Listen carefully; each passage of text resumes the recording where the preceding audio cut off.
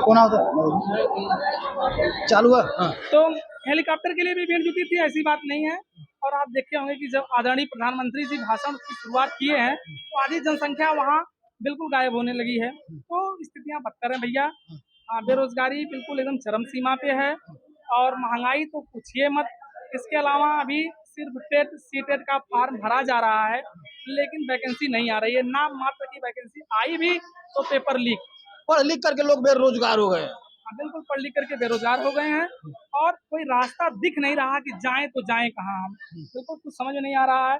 7-8 साल से ये सरकार लोगों को लेकर के डूब रही है। लोग 5 किलो गेहूं की बात करते हैं, अनाज की बात करते हैं, अब किसान के खाते में पैसे पैसे की बात करते हैं। इससे जीवन व्यतीत होने वाला नहीं है। उस पैसा किसका दे रहे हैं? गेहूं किसका दे रहे हैं? हमारा ही लेकर के हमसे और हम ही को दे रहे हैं और कह रहे हैं कि इससे सरकार बन रही है, बड़ी अच्छी बात है, इससे जीवन चलने वाला नहीं है जी। और कुछ तो सर जैसे कह रहे हैं कि भाजपा तो बहुत काम गिना रही है, मैंने ये किया, मैंने वो किया, मैंने पूर्वांचल एक्सप्रेसवे बनवाया, आजमगढ़ में मंदूरी एयरपोर्ट बनवाया जी, उसका शिलान्यास, उसका उद्घाटन। ये सब कहने की बात है, कुछ भी ऐसा नहीं है।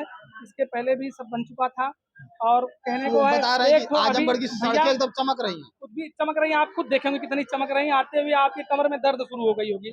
और एक अभी मेडिकल खुला था हमारे यहाँ जिसको लोग छोटी पीजीआई के नाम से जानते थे।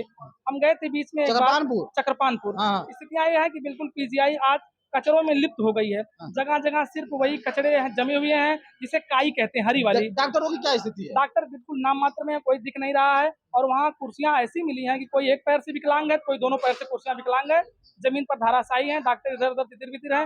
कुछ भी ऐसा नहीं है, सिर्फ नाम का। अगर सरकार इस पर ध्यान दी होती तो आज हमारे यहाँ के बहुत लोगों बड़ा को हॉस्पिटल है वो। बिल्कुल बहुत बड़ा है। आप देखेंगे वहाँ गरीबों को बहुत वहाँ सुविधा मिलती जी बहुत अच्छा रहता। लेकिन लोग यहाँ से लखनऊ के लिए जा रहे हैं। आज वही स्थितियाँ हमारे जिले में होती तो हमको लखनऊ इत्यादि जगहों पर ना जाना पड़ता। हाँ एक बात है,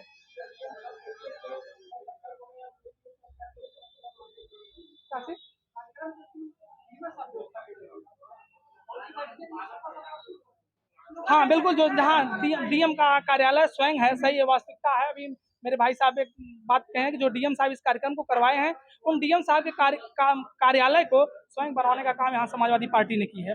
तो समाजवादी पार्टी से ही बात नहीं है।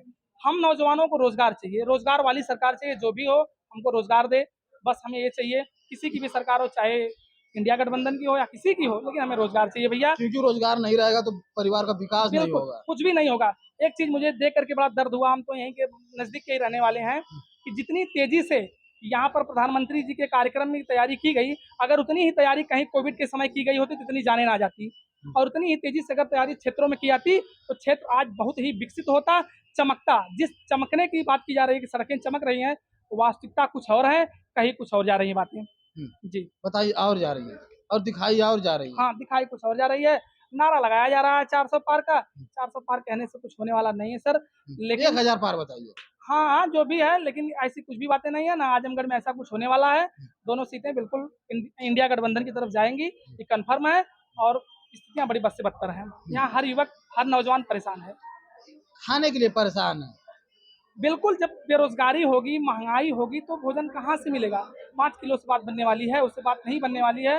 इसके लिए हमें रोजगार चाहिए। अगर यही पुलिस की वैकेंसी कंप्लीट हो गई होती, 60 लाख बच्चों ने फॉर्म भरा। अगर 60 लाख बच्चों में से मान लीजिए 50,000 60,000 जो भी भर्ती थी, 50-60,000 बच्चे अगर योग्य होकर के भर्ती हो गए होते तो 60,000 परिवार, 60,000 परिवार आज एक आधार पर पहुंच जाता, आधार को प्राप्त करता और उनके परिवार के लोग, सगे संबंधी लोग उच्चता को प्राप्त करते। लेकिन स्थितियां बड़ी बदतर हैं। चलिए बहुत बहुत धन्यवाद सर। ठीक भैया, आपको भी बहुत बहुत धन्यवाद।